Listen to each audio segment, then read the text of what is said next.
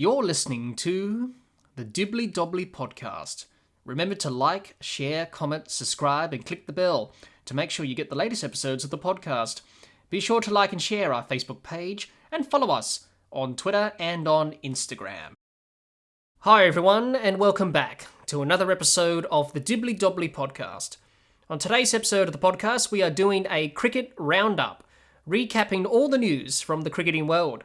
We talk about Australia's Test, ODI, T20 and Australia A squads for their upcoming tour of Sri Lanka. We discuss Ben Stokes' appointment as England's Test captain. And we discuss IPL 2022. It's the Dibbly Dobbly Podcast, and let's get started. Let's get this Cricket Roundup started, and let's get into it. Let's talk about Australia. They've announced their Test, ODI and T20 squad for their upcoming tour of Sri Lanka, which will be happening in June, July, which is in a few months, which is very exciting.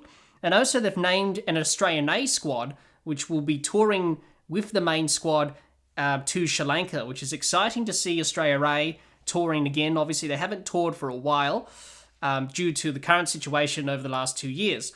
So, without further ado, let's have a look at all the squads they've named, the Test squad, the ODI squad, the T20 squad, and the Australia A squad that they've named Australia for this upcoming tour of Sri Lanka, which involves 2 Test matches, 5 ODIs, 3 T20s, and for Australia A, they've got 2 one-day matches and 2 first-class matches that will be in the Australia A tour for this tour of Sri Lanka. So let's have a look at the Test squad and talk about that and do a bit of analysis on that. So the Australian Test squad obviously being named for this tour of Sri Lanka. 2 Test matches between June the 29th to July the 12th. The squad includes Cummins, Ashton Agar, Boland, Carey, Green, Hazelwood, Head, Inglis, Khawaja, Labuschagne, Lyon, Mitchell Marsh, Smith, Stark, Swepson, and Warner. I'm not really surprised by the squad that's been named for Australia in this Test squad for this Test series against Sri Lanka. Pretty much the same squad as it was in Pakistan. There's only one change to the squad, and that's Marcus Harris. No surprises there that he's been left out. Obviously, he's been left out of the squad, but he's been named to the Australia A squad, Marcus Harris. So at least he does go to Sri Lanka and get some cricket under his belt, but he won't be playing the Test matches, not a part of the Test squad. Obviously, Mitchell Marsh comes in to replace him in the Test squad. That's the only change that Australia's made to the Test squad from Pakistan. So I don't think anyone's surprised by the Marcus Harris omission. He's been struggling for some time in Test cricket. We all know that. Obviously, Usman Khawaja, since he's been on this brilliant run of form, obviously coming back in the Ashes, scoring those back-to-back hundreds in Sydney, and obviously doing so well in Pakistan. Of course, Marcus Harris is going to be left out, and obviously Usman Khawaja is going to be the preferred opener. So no surprises here that he was left out. It's pretty clear where he stands in terms of the pecking order in this Australian team. Obviously, Khawaja's the first opener that's preferred, and obviously Marcus Harris being pushed down further down the list. So no surprises there. Apart from that change, it looks a pretty strong squad. I think Australia will do well with this squad in Sri Lanka. Obviously, as the series draws nearer, we'll do a bit of a preview and a bit of a discussion on that on the podcast in due course, where we'll break it down even further and go deeper into some of the challenges that we'll be facing this Test squad for Australia in this series against Sri Lanka. So that'll be coming much later on in June, July. But the Test squad for Australia, just to wrap up before we have a look at the ODI and T20 squad, looks pretty good. As I said, pretty strong squad. I think they'll do well. Let's have a look at the ODI and T20 squads. We'll start with the ODI squad. 5 ODIs being played in this tour of Sri Lanka for Australia in this ODI series between June the 14th to June the 24th. The ODI squad includes Finch, Ashton Agar, Carey, Cummins, Green, Hazelwood, Head, Inglis, Labuschagne, Mitchell Marsh, Maxwell, Smith, Stark, Stoinis, Swepson, and Warner. That's the ODI squad. Let's have a look at the T20 squad. 3 T20 internationals that Australia will play in Sri Lanka between June the 7th to June the 11th. The squad includes Finch, Abbott, Ashton Agar, Hazelwood, Inglis, Mitchell Marsh, Maxwell, Jai Richardson, Kane Richardson, Smith, Stark, Stoinis, Swepson, Wade and Warner. That's the ODI and T20 squads that Australia have named for this tour of Sri Lanka. Obviously, in the ODI squad, Pat Cummins, Josh Hazlewood, Mitchell Stark, David Warner, Steve Smith, Matthew Wade and Glenn Maxwell returned to the ODI and T20 squads after missing out in the recent ODI T20 series in Pakistan for various reasons. Obviously, some of them were rested, some of them missed out due to injury, and obviously Australia did not want to take that risk, obviously, with more cricket being played this year for Australia. So that's why they sat out that tour of Pakistan, but they're back into the squads for this tour of Sri Lanka. Obviously, Pat Cummins will miss out the T20 series. He won't play in that T20 series. He'll play in the ODIs and Test matches, of course, but obviously Australia deciding not to play him in the T20s, so he's out of the T20 squad. Adam Sampers, a big absence, I should say, in this ODI and T20 squads. The reason is because obviously he's going to stay home for the birth of his first child, and we wish him all the best for that. That's why he's not playing in the ODI and T20 series on this tour of Sri Lanka. Obviously, the other big absence from the ODI and T20 squad is Ben McDermott, who played in Pakistan in the ODI and T20 team. He's been left out of this tour of Sri Lanka. He'll play some county cricket for Hampshire in the UK. Hopefully we see more of Ben McDermott in the Australian squad in the future. Looks a good player. He showed us what he can do with the bat in that tour of Pakistan when he scored his maiden ODI century recently. So he's a big absence in this ODI and T20 squad. Obviously, Jai Richardson comes back to the Australian setup. He comes back to the T20 squad. He won't be featuring in the ODI or Test squad. But good to see Jai Richardson back. Obviously, he's been through some injury concerns, but good to see him back in the T20 squad and in the Australia A squad as well. So good to see him there. Obviously, Jason Berendorf, Nathan Ellis and Ben Dorshus, they've been left out of the ODI and T20 squad. Obviously, they did feature in the ODI and T20 squad for Pakistan recently. They've been left out of the squad for this tour of Sri Lanka. Hopefully, we'll see more of them in the future, and hopefully they get more opportunities to play for Australia in the near future. And also, last but not least, Kane Richardson is back in the T20 squad. He missed the tour of Pakistan with a hamstring complaint or concern. So good to see him back there. So pretty much a strong ODI and T20 squad for Australia. Obviously, with the big guys, the big names coming back, it's a pretty strong squad. So I think the ODI and T20 squads, they'll do very well on this tour of Sri Lanka, I think. And it will be a bit of a challenge for Sri Lanka to try and beat this Australian team in those ODIs and T20s, and also in the Test matches. So I think overall, Australia have selected well. They've got some good players in these squads, and no doubt, I think it's going to be probably a successful tour of Sri Lanka for Australia. Also, Australia named an Australia A squad, which will be touring Sri Lanka along with the main squad. 2 one-day matches and 2 first-class matches between June the 8th to June the 24th. And the squad has Abbott, Boland, Hanscom, Hardy, Harris, Head, Hunt, Inglis, Kuhneman, Madison, Murphy, Philippi, Renshaw, Jai Richardson, Sanger, and Steketee. Good to see Australia A touring again for the first time since the 2019 Ashes, giving opportunities to young players to tour overseas and play in different conditions. This Australia A squad's got some experience in terms of international cricket. There's a lot of cricketers here who've played all 3 formats for Australia at the international level. Sean Abbott, Scott Boland, Peter Hanscom, Marcus Harris, Travis Head, Josh Inglis, Nick Mattinson, Josh Philippi, Matt Renshaw, and Jai Richardson.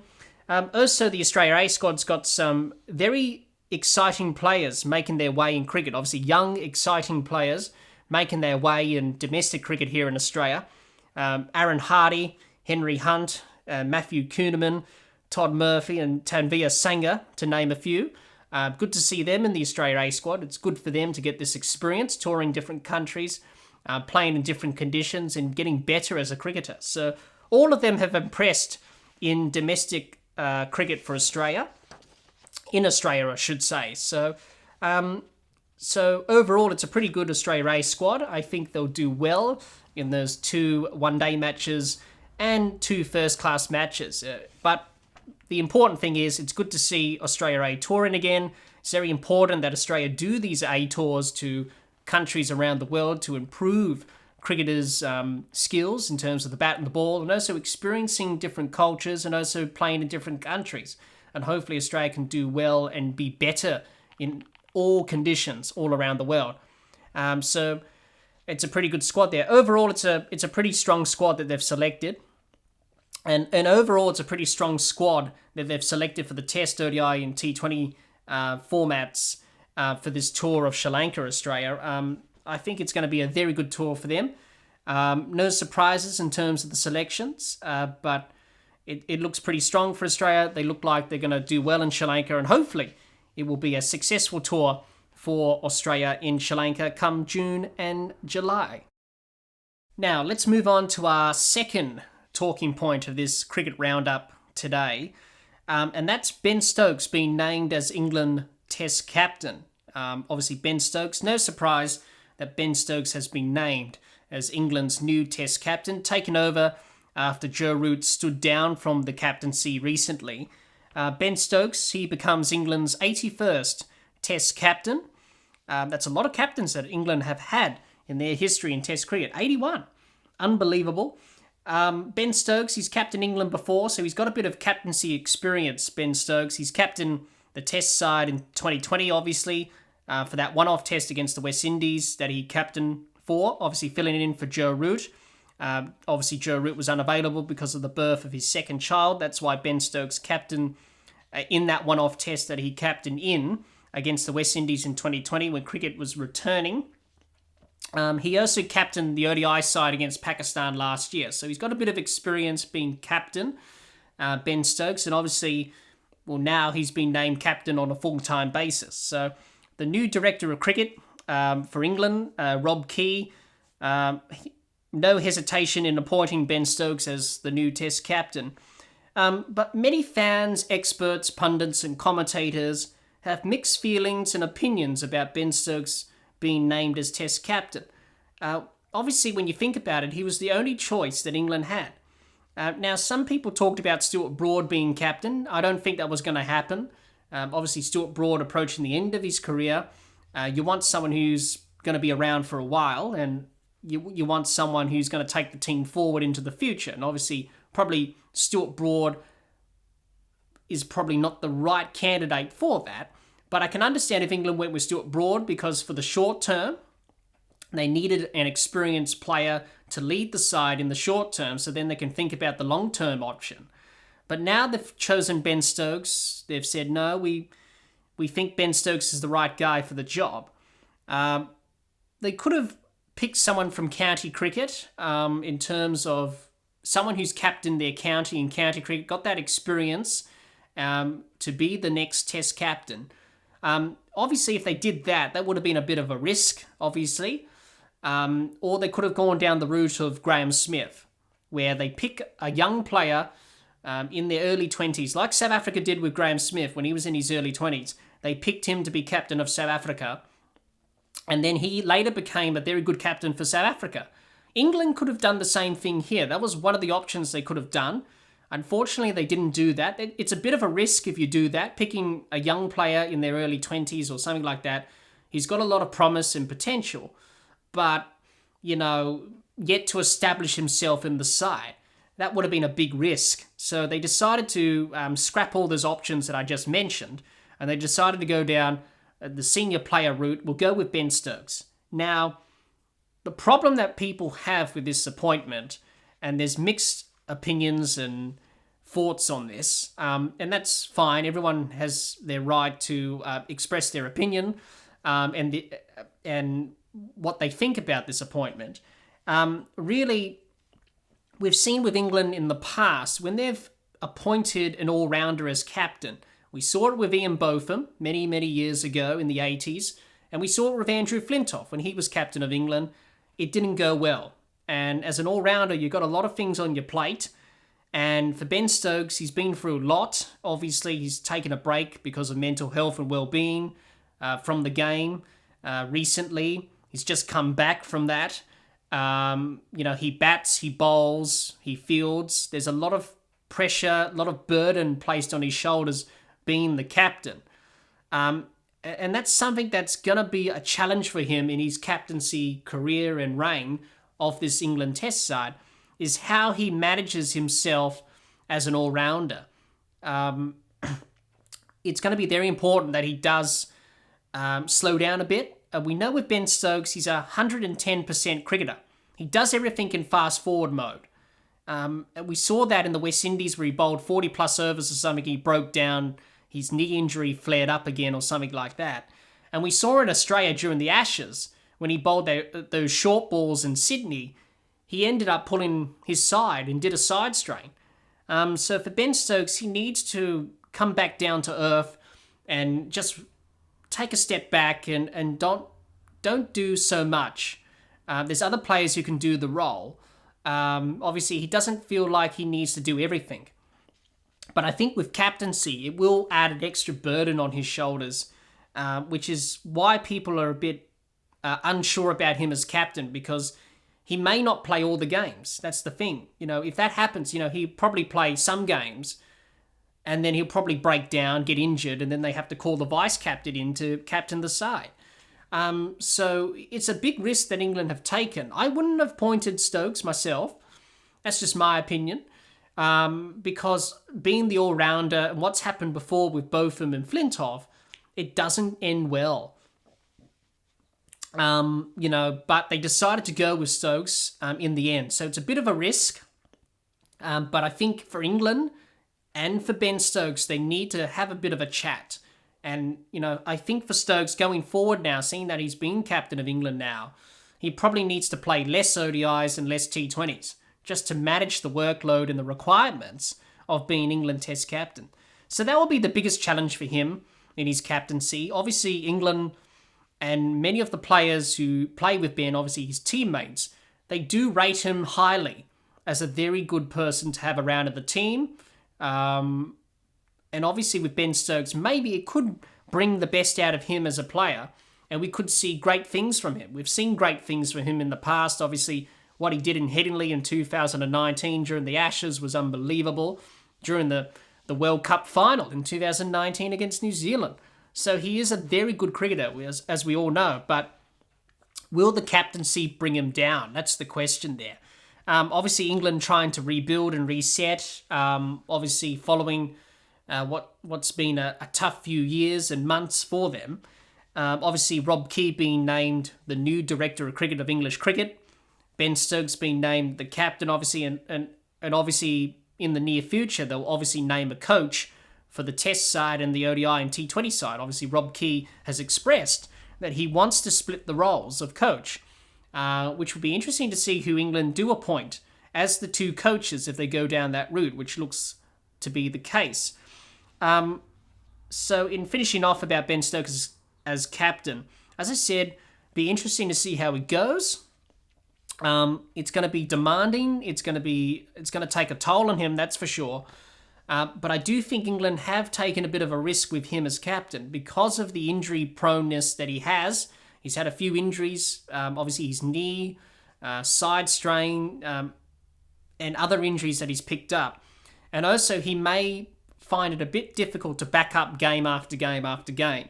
We know with Ben Stokes he plays a few games, then takes a rest or gets injured. So I think for him as captain, I think it's very important for him in England, as I mentioned before, is they got to really work out a plan of attack going forward to say, right, Ben, okay, maybe you're not going to play as much T20s as you did, or probably ODIs as well. We're going to limit your workload and requirements so you can fully focus on the Test side and hopefully lead the Test side to the best of your ability and not being burdened by too much work. So it'll be interesting to see how he goes. But it's a big risk that England have taken, but really he was the only choice. Hopefully for England, they can start turning things around under his leadership. Be interesting. But it's going to be interesting to see how he goes this England summer. It's not going to be easy for England this summer. They've got India in that one-off test. They've got New Zealand and South Africa. So it's going to be a lot of work for the new England Test captain in Ben Stokes. So what do you think about the appointment? Let us know in the comments down below your thoughts on this appointment of Ben Stokes being named as the England Test captain. Do you think it's a good thing? Do you think it's a bad thing? Let us know in the comments down below, because we would love to hear your thoughts on this. To finish off this cricket roundup, let's talk about IPL 2022. Now, the IPL is currently happening at the moment in India. A new look IPL this year because of the inclusion of two new teams, the Gujarat Titans and the Lucknow Super Giants, taking the tally of teams from 8 to 10. And it's making this IPL quite interesting. This IPL, we've seen many great games of cricket, some brilliant run chases, and some other games which have been one-sided at times as well. But that's the IPL. You get those games that are really exciting, and you get other games that are one-sided. But in this IPL, the uncertainty with who's going to make the playoffs has increased because you've got 10 teams, making it interesting and intense as we head to the final stages of this IPL. So that's fantastic to see. That's why the IPL included two new teams, to make it more interesting, especially in deciding who will make the playoffs. And speaking about those two new teams, the Gujarat Titans and the Lucknow Super Giants, they've done really well in this IPL. Obviously, two new teams coming in with no experience whatsoever in the IPL previously, no pressure, no expectations. When you're usually the new team on the block, no one really gives you a chance or says you're going to be the favourites to win. But they've done pretty well. The Gujarat Titans are out in front. They're on top of the table. 7 wins from their 8 games. They're absolutely flying. And the Lucknow Super Giants, 5 wins from their 8 games, are really making a good contest of this and looking like real contenders to probably win this IPL overall. So brilliant to see the two new teams doing so well. Some big headlines to come out of this IPL, some big talking points that I have noticed from this IPL. Number one, it's the obvious one, it's Virat Kohli. His form slump continues, struggling for runs. He's been in this sort of period of low runs and sort of in a bit of a run-scoring drought for some time. Noticing from Virat Kohli's point of view in terms of him when he walks out to bat, the way he goes about his batting in this IPL and throughout his career, it's certainly very different to what we've seen in the past from him. Obviously, he's a very good player who's going in a form slump, who's not really firing, not really scoring the runs, and not really being the dominating force as he once was. And you could say that's the same thing with Steve Smith as well. Both of them are in the same boat. Obviously not quite at their best, but they're scoring runs, but not quite at their dominant best. And Virat Kohli, in this IPL, it's not a good IPL from him. Just imagine, Virat Kohli a few IPL seasons ago scored over 900 runs. And now I think he's only scored 100 runs in this IPL in 2022. So that's a big drop-off in terms of his quality, in terms of his form. And obviously he's a better player than he's showing us at the moment, obviously. Looking from afar, obviously Virat Kohli, you could see he's tired, he's fatigued. I think he just needs a break. He's playing a lot of cricket over the last 2 years. He's played a lot of cricket. I think he needs a break from it all, get away from it all after this IPL. Get away from it all, or RCB decide to drop him and play someone else. But I don't think RCB are going to do that. I think he's going to play the whole IPL and hopefully get RCB into the playoffs, which at the moment they're sitting in 5th place, 5 wins and 4 losses from their 9 games. They've lost a couple of games recently, so they definitely need him in the side, and they're always going to keep backing him and supporting him. And obviously that's what your team does to a player who is not in good form, and that's what RCB are doing at the moment. But I think after this IPL finishes, I think he needs a break because you can just see it. He's fatigued, he's tired, his mind is not with the game.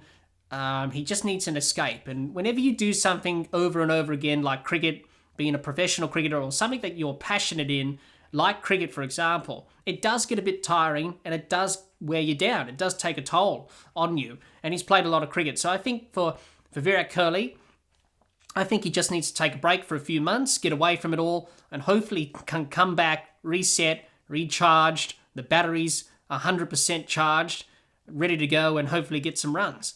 but at the moment he's having a terrible IPL.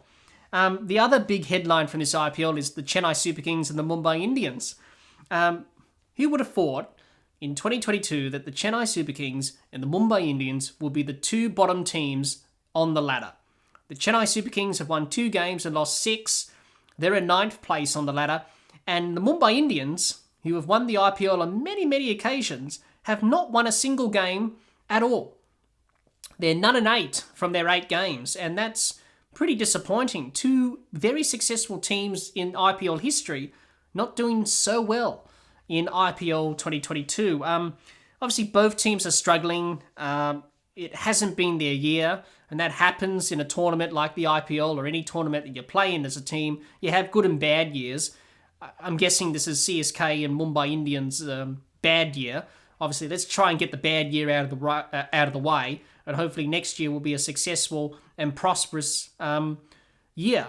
Unfortunately, this year, it hasn't been great. Nothing's gone right. They haven't been playing well. They haven't really been consistent. They've been inconsistent. Players are struggling. The teams are struggling. There's no cohesion. There's no unity in the team.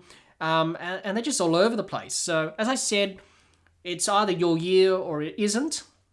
Unfortunately for CSK fans and Mumbai Indian fans, we can safely say they're not going to make the playoffs. So for the Chennai Super Kings and the Mumbai Indians, they've got to get something out of this IPL season, heading into next year's IPL in 2023. So they've got to get something out of this IPL. It hasn't been the greatest IPL from them, but hopefully they can bounce back and win a few games towards the end of this IPL, boost their confidence, get something out of this tournament, and hopefully next year hit the ground running and hopefully be better than they are next year compared to this year in 2022. And the other big headline that I've noticed from this IPL is the Sunrisers Hyderabad have been the surprise team, I think, in this IPL. Many people have said the Sunrisers Hyderabad were probably going to finish on the bottom. Obviously, last season wasn't great for them. Everyone thought they were going to struggle this season. That couldn't be further from the truth. They sit in 3rd place, 5 wins and 3 losses from 8 games, 10 points. They're in 3rd place, they're in the top 4. They've absolutely proven people wrong. The team's played well. They've won a few games. They've won 4 games in a row up until they lost their last game to end the winning streak. But, it's been pretty good from them in this IPL. So that's been the surprise moment of this IPL. The Sunrisers Hyderabad have been the surprise team of this IPL, proving people wrong and really playing some good cricket. The team's playing well. And hopefully, if you're a Sunrisers Hyderabad supporter, hopefully they can continue on this good form and hopefully qualify for the playoffs and hopefully be a real contender to win this year's IPL.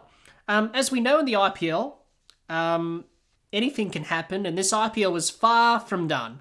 We're not even towards the end of this IPL yet. I think we're nearly halfway through all the games in the round robin stage, the league stage. There's still plenty of cricket to be played. Anything can happen. The top 4 at the moment may not be the top 4 when we get towards the end of the tournament. Who knows? Cricket's unpredictable. T20 cricket is unpredictable. Who knows? But I think we're in for a very exciting finish to this year's IPL. It's going to be an exciting finish, and let's hope we see some good cricket, some great games of cricket, and hopefully some great entertainment as well. Let us know in the comments down below on who do you think will finish in the top 4 and who do you think will qualify in the playoffs. Let us know in the comments down below because we would love to hear your thoughts on who will make the playoffs in the IPL in 2022.